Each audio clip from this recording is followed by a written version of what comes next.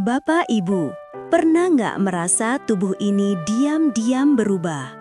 Bukan sakit, bukan pusing, tapi ada sesuatu yang berkurang.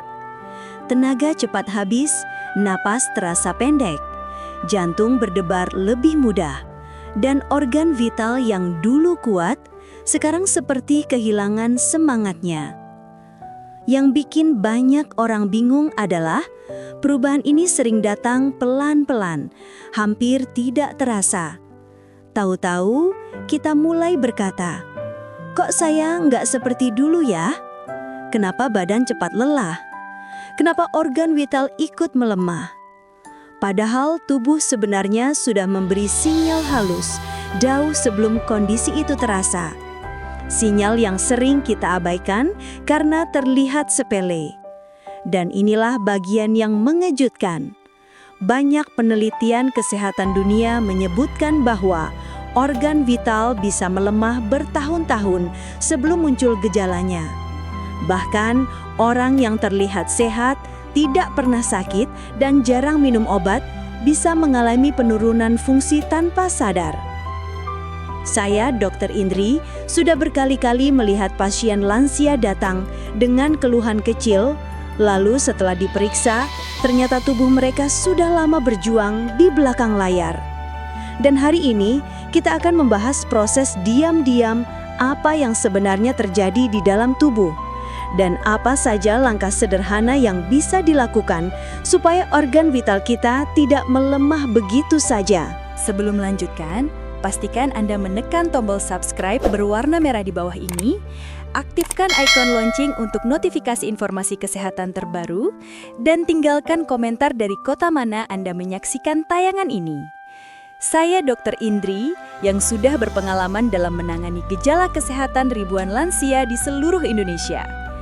Hari ini saya akan membuka rahasia yang bahkan membuat saya pribadi terkejut. Setelah saya menyampaikan hook tadi, banyak pasien biasanya langsung mengangguk dan berkata, "Iya dok, saya juga merasa begitu." Dan jujur saja, perubahan kecil yang Bapak Ibu rasakan itu memang bukan hal sepele. Karena di dunia medis, gejala awal melemahnya organ vital memang hampir selalu dimulai dari tanda-tanda yang sangat halus. Saya masih ingat seorang pasien saya, Bu Ratna, 58 tahun. Setiap kontrol, beliau selalu mengatakan, "Dok, saya sehat kok. Cuma kaki sering dingin dan belakangan ini kok cepat lelah." Tapi karena tidak merasa sakit, beliau menganggapnya tanda usia. Hingga suatu hari, ketika kami melakukan pemeriksaan rutin, ternyata aliran darahnya sudah mulai melambat di beberapa bagian tubuh. Sesuatu yang selama ini tidak beliau sadari. Fenomena seperti ini bukan hanya terjadi pada Bu Ratna. Banyak penelitian kesehatan internasional seperti dari Cleveland Clinic, Harvard Health, hingga Mayo Clinic menjelaskan bahwa penurunan fungsi organ sering dimulai 10 hingga 15 tahun sebelum gejala nyata muncul. Artinya, tubuh sebenarnya sudah memberikan alarm halus jauh sebelum kita menyadarinya. Gejalanya bermacam-macam. Ada yang lebih cepat capek setelah aktivitas ringan, sering terbangun malam dan sulit tidur nyenyak, merasakan daya tahan tubuh menurun, tangan atau kaki terasa lebih dingin dari biasanya, jantung lebih mudah berdebar, serta organ vital yang perlahan kehilangan tenaga, walau tanpa sakit. Masalahnya, gejala kecil seperti ini sering ditertawakan sendiri. "Ah, cuma kecapean. Namanya juga umur. Nanti juga pulih." Padahal, tubuh sedang berusaha bicara. "Tolong perhatikan saya, ada bagian yang mulai melemah." Banyak pasien yang datang ke saya membawa rasa bersalah karena merasa terlambat menyadari perubahan tubuhnya. Saya selalu katakan, "Tidak apa-apa, kita belajar bersama. Yang penting sekarang tahu apa yang harus dilakukan." Karena memang benar, tidak ada yang mengajarkan kita bagaimana mengenali tanda-tanda awal penurunan organ vital. Yang lebih menantang lagi, setiap orang punya tanda yang berbeda-beda. Ada yang fisiknya melemah duluan, ada yang emosinya berubah duluan, ada yang organ vitalnya merespon paling cepat, dan ada juga yang baru sadar setelah stamina turun drastis. Itulah sebabnya penting sekali untuk memahami bahwa tubuh tidak pernah diam. Tubuh selalu memberikan petunjuk. Dan ketika kita mulai peka terhadap sinyal-sinyal kecil itu, kita bisa mencegah penurunan yang lebih jauh. Di bab berikutnya, saya akan menjelaskan kenapa organ vital bisa melemah pelan-pelan tanpa terasa dan apa yang sebenarnya terjadi di balik layar tubuh kita. Bapak Ibu akan melihat bahwa penyebabnya jauh lebih umum daripada yang kita kira. Dan kabar baiknya, banyak di antaranya masih bisa kita perbaiki. Setelah memahami tanda-tanda awal tadi, pertanyaan yang sering muncul dari pasien adalah, "Dok, kok bisa organ vital melemah pelan-pelan tanpa terasa?" Jawabannya cukup sederhana, namun prosesnya kompleks. Dan inilah yang jarang dijelaskan kepada masyarakat. Mari saya ceritakan satu kisah lagi. Beberapa waktu lalu, seorang pasien, Pak Darto, 62 tahun, datang dengan wajah bingung. "Dok, saya hidup sehat, jarang sakit, nggak pernah dirawat di rumah sakit. Tapi kenapa kok badan saya seperti nggak punya tenaga belakangan ini?" Beliau tidak tahu bahwa selama bertahun-tahun ada proses di dalam tubuh yang berlangsung diam-diam, bahkan saat beliau merasa baik-baik saja. Dalam dunia medis, proses ini disebut sebagai subclinical decline, penurunan fungsi organ yang terjadi jauh sebelum gejalanya muncul. Banyak jurnal kesehatan internasional seperti Harvard Medical School, Johns Hopkins, dan European Society of Cardiology menjelaskan bahwa proses melemahnya organ vital sering bermula dari penurunan kualitas aliran darah dan elastisitas pembuluh darah kecil. Pembuluh darah kecil inilah yang bertugas membawa oksigen, nutrisi, dan hormon ke organ-organ penting tubuh kita, termasuk otak, jantung, ginjal, otak, dan organ reproduksi. Ketika pembuluh darah kecil mulai menebal, kaku, atau tersumbat oleh pola hidup yang kurang sehat, organ-organ tersebut perlahan kehilangan suplai yang mereka butuhkan. Hal-hal sehari-hari yang terlihat biasa bisa mempercepat proses ini. Kurang bergerak dapat membuat aliran darah lambat dan otot melemah. Terlalu banyak makanan tinggi gula atau garam dapat merusak pembuluh darah secara bertahap. Stres berkepanjangan dapat memicu hormon yang mengacaukan metabolisme dan tekanan darah. Kualitas tidur buruk dapat mengganggu proses perbaikan organ di malam hari. Perokok pasif dan polusi dapat mempercepat pengerasan pembuluh darah. Semuanya terjadi perlahan seperti air yang menetes ke batu setiap hari sampai akhirnya membentuk lubang. Yang sering membuat pasien terkejut adalah penurunan organ vital tidak selalu langsung terasa pada jantung atau ginjal. Seringkali dimulai dari hal-hal kecil, seperti mudah lelah, cepat mengantuk setelah makan, suasana hati berubah, daya pikir lebih lambat, hingga organ vital yang tidak sekuat dulu. Ini karena tubuh selalu berusaha menutupi kekurangannya, sehingga kita merasa baik-baik saja di luar. Padahal, di dalam, organ-organ bekerja lebih keras dari yang seharusnya. Saya sering menjelaskan kepada pasien, tubuh kita itu seperti mesin mobil tua yang terus dipakai. Kalau oli tidak diganti, bahan bakarnya kotor, dan mesinnya tidak pernah diservis, mobil tetap bisa jalan, tapi performanya pelan-pelan akan menurun. Kabar baiknya, penurunan ini bukan berarti tidak bisa dihentikan atau diperbaiki. Banyak studi, termasuk dari WHO dan National Institute on Aging, membuktikan bahwa organ vital bisa kembali kuat jika kita memperbaiki gaya hidup sebelum kerusakannya terlalu jauh. Oleh karena itu, memahami penyebabnya adalah langkah pertama. Di bab berikutnya, saya akan menceritakan apa yang sebenarnya terjadi pada pembuluh darah dan sistem tubuh ketika organ vital mulai melemah.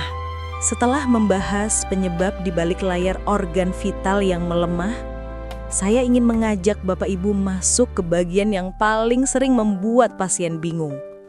Dok, saya nggak punya penyakit. Saya jarang sakit.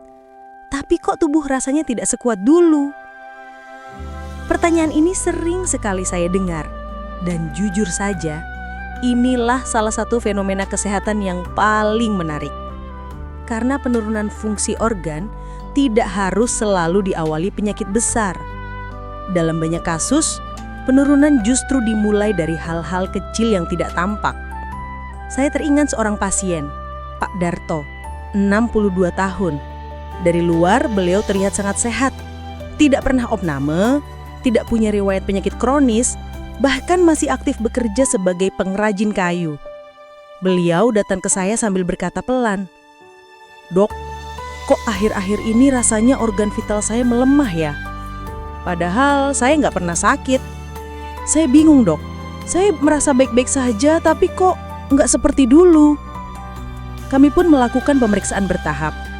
Hasilnya mengejutkan beliau. Bukan penyakit berat, bukan tumor, bukan infeksi, tetapi ada tanda-tanda penurunan fungsi pembuluh darah kecil atau istilah medisnya microvascular dysfunction. Kondisi ini sering tidak menimbulkan rasa sakit, tetapi sangat mempengaruhi stamina, detak jantung, kualitas tidur, dan vitalitas. Penelitian dari Mayo Clinic dan Harvard Medical School menunjukkan bahwa pembuluh darah kecil adalah sistem yang sangat sensitif. Mereka bisa menyempit, kaku, dan melemah tanpa menimbulkan gejala apapun selama bertahun-tahun. Baru ketika fungsinya menurun 30 hingga 50%, barulah tubuh terasa berbeda. Dan itulah yang terjadi pada banyak pasien seperti Pak Darto. Mereka tidak sakit, tapi tubuh mereka sudah bekerja lebih keras dari biasanya. Saya jelaskan kepada beliau begini, tubuh Bapak seperti mesin mobil yang terlihat bagus dari luar. Catnya mulus, mesinnya hidup. Tapi oli di dalamnya sudah menurun kualitasnya, jadi performanya tidak sekuat dulu. Beliau langsung mengangguk karena merasa itu perbandingan yang tepat. Kasus seperti ini bukan hanya terjadi pada pria, perempuan juga bisa mengalaminya. Misalnya, Bu Maya, 57 tahun, yang tidak pernah punya keluhan berarti. Beliau hanya merasa mudah lelah, jantung berdebar, dan mulai kehilangan semangat. Setelah pemeriksaan ringan, ternyata metabolisme tubuhnya menurun akibat kurang tidur dan stres jangka panjang. Tidak ada penyakit besar, tetapi kualitas fungsi organnya mulai merosot. Kedua pasien ini mengajari saya sesuatu yang ingin saya sampaikan kepada Bapak Ibu semua. Badan yang terlihat sehat belum tentu sedang bekerja secara optimal. Kadang tubuh diam-diam beradaptasi agar tetap bertahan, sambil menyimpan banyak tanda kecil yang kita lewatkan. Yang penting adalah penurunan seperti ini bisa diperbaiki. Saya melihat sendiri bagaimana pasien yang melakukan perubahan sederhana, seperti memperbaiki pola tidur, meningkatkan aktivitas fisik, mengurangi makanan tinggi gula, menambah sayuran hijau, dan memastikan tubuh cukup terhidrasi, mengalami perbaikan stamina dan vitalitas hanya dalam beberapa minggu hingga bulan. Perubahan kecil yang dilakukan konsisten bisa memberi dampak besar pada kesehatan organ vital.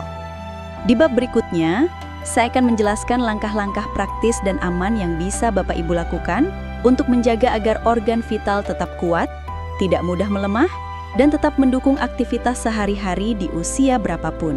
Setelah memahami bagaimana organ vital bisa melemah tanpa disadari, sekarang kita masuk ke bagian yang paling sering ditanyakan pasien saya. Dok, kalau sudah begini, apa yang harus saya lakukan? Bapak Ibu, kabar baiknya adalah kondisi ini tidak selalu permanen. Tubuh manusia punya kemampuan luar biasa untuk memperbaiki dirinya sendiri asal diberi kesempatan.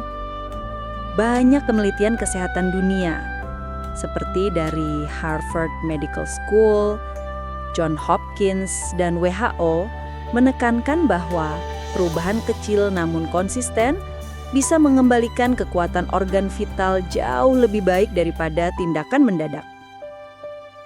Saya ingin menceritakan satu kisah lagi. Ada pasien saya, Pak Dharma, 62 tahun. Beliau masuk ke klinik dengan keluhan stamina menurun, tidur tidak teratur, dan organ vital melemah. Awalnya beliau merasa pesimis. "Dok, umur segini apa masih bisa membaik?" Tapi setelah kami buatkan rencana sederhana, bukan obat mahal, bukan olahraga berat, hanya perubahan gaya hidup yang tepat, perubahan tubuh beliau luar biasa dalam waktu 2 bulan. Apa saja langkah yang saya sarankan kepada Pak Dharma dan puluhan pasien lansia lainnya? Berikut adalah strategi yang sangat masuk akal, aman, dan sudah banyak didukung penelitian medis. 1. Mengembalikan kekuatan aliran darah. Bukan harus lari atau berolahraga berat. Cukup jalan 20 hingga 30 menit, latihan pernafasan, peregangan ringan sebelum tidur. Menurut European Society of Cardiology, aktivitas ringan sudah cukup untuk meningkatkan fungsi pembuluh darah kecil. Dan ini sangat berpengaruh langsung pada organ vital, energi, dan hormon. 2. Pola makan yang menutrisi pembuluh darah dan hormon. Saya selalu mengajarkan prinsip sederhana. Makan yang memberi energi, bukan hanya mengenyangkan. Perbanyak sayuran hijau, buah berwarna gelap seperti stroberi, blueberry, anggur merah, ikan laut, kacang-kacangan, dan protein dari telur dan tahu atau tempe. Kurangi gula berlebih, makanan digoreng berulang, dan daging olahan. Riset dari Harvard menyebutkan bahwa perubahan pola makan kecil saja bisa meningkatkan kesehatan pembuluh darah hingga 20-30% dalam beberapa minggu. 3. Tidur yang jadi obat terbaik. Banyak pasien lansia tidak sadar kalau kurang tidur adalah musuh terbesar organ vital. Saat tidur, tubuh memproduksi hormon pemulih, zat antiinflamasi, dan perbaikan sel tubuh. Kalau tidur terganggu, organ vital tidak mendapat jam servisnya. Cara membantu tidur: kurangi gadget 1 jam sebelum tidur, mandi air hangat, atau minum air hangat sebelum istirahat.